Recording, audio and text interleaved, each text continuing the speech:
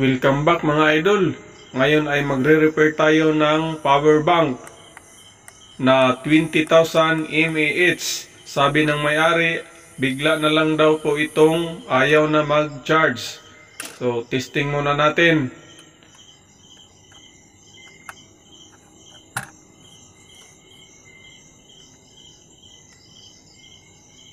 Yan, kung nakita nyo, hindi talaga siya nag-charge. Wala rin siyang display ang ating power bank. So tara, samahan nyo ako mga idol. Try natin tong i-revive muli. Yan, wala talaga.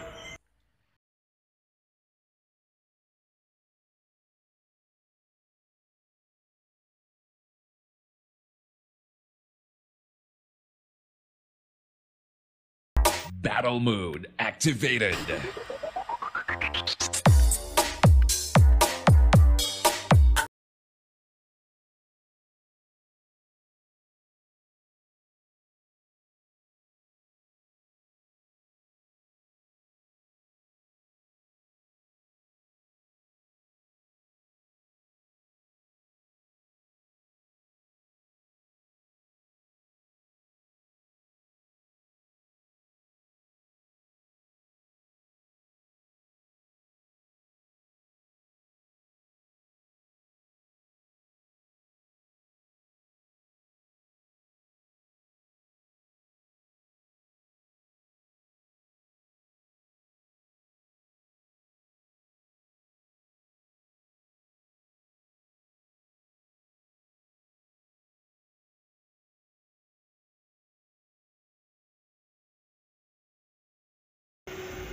Testing, meron pa namang 4.1 volt DC ang ating battery.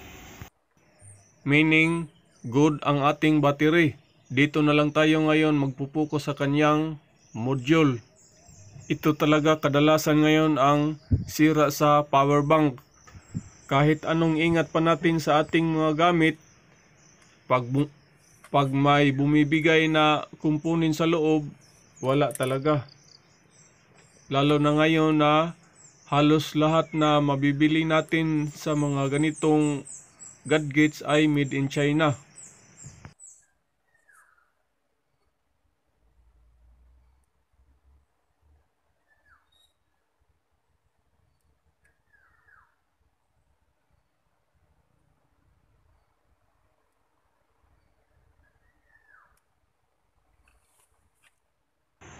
Try natin ngayong mag voltage check.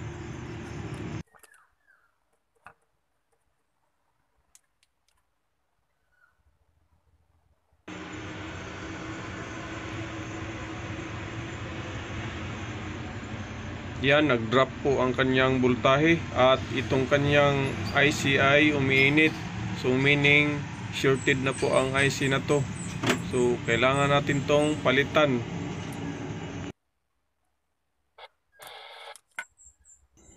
Bali wala talaga akong mahanap na pampalit na IC. So last option na lang natin is palitan natin tong kanyang module. Maganda sana ang module na ito dahil meron po siyang 4 na output at ang kanyang charging port is kombinasyon USB at Type-C at meron po siyang digital display. Bali meron po siyang 2 pirasong nakaparallel na battery. At ito po ang ating na-order sa online na charging module. May 2 lang po siyang USB port at ang kanyang charging port is micro USB.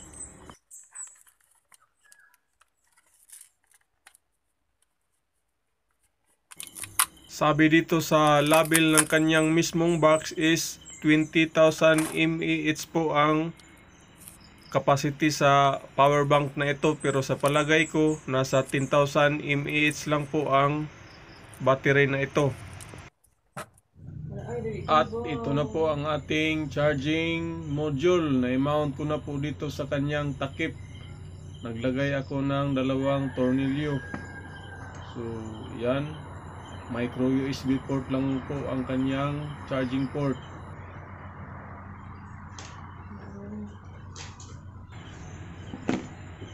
At yan, nakabutas na tayo para sa kanyang mga charging ports.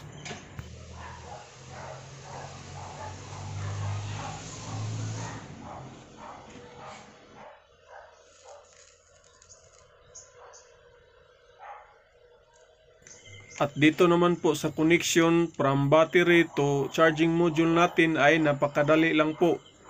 Positive at negative lang po ang ihihinang natin dito. So make sure lang po na in order po ang kanyang polarity. Dahil pag mabaliktad ay madadamage po itong ating module.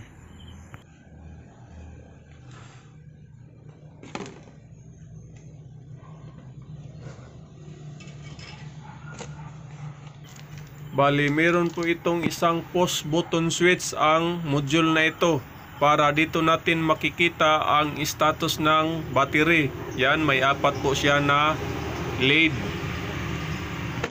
Since natapos ko na ang connection sa positive at negative ng ating power bank, ngayon ay i-repack ko na po ang power bank para matesting na natin to mamaya. Halimbawa, kung may power bank din kayo nasira at kung nasigurado ninyo na ang kanyang board talaga ang sira, bili na lang kayo ng bagong charging board. Marami sa online. Kayo nang bahala magpili kung ano ang gusto nyo at kung ano ang suitable doon sa box or sa power bank na nire-repair nyo.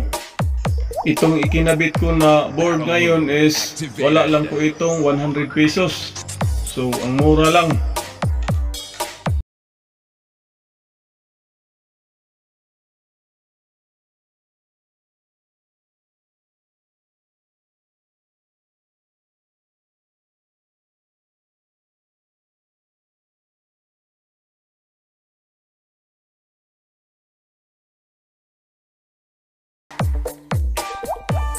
DJ Jezro Remix.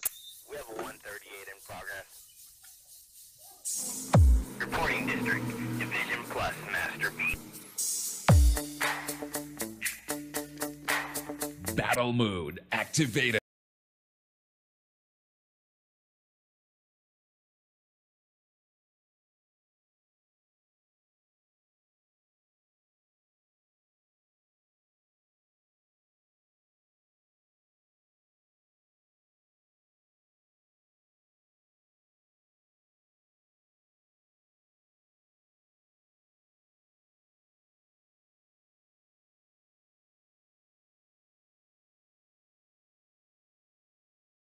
Battle mode activated.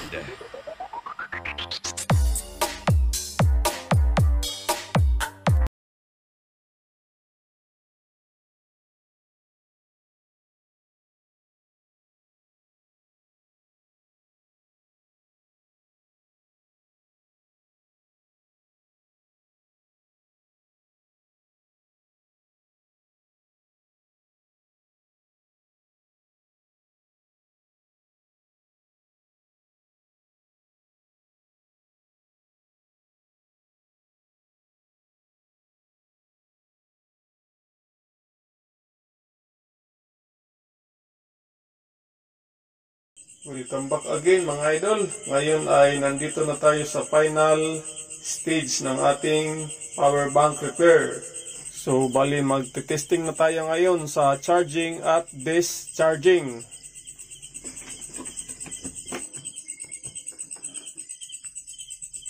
Yan, charging na po siya. Gumagana na po ang kanyang LED charging indicator. So try naman natin ngayon sa discharging. Bali, mag-charge tayo ng cellphone gamit itong ating power bank.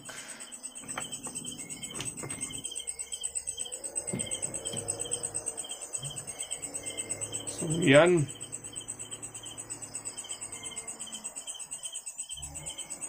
Magcha-charge na po siya.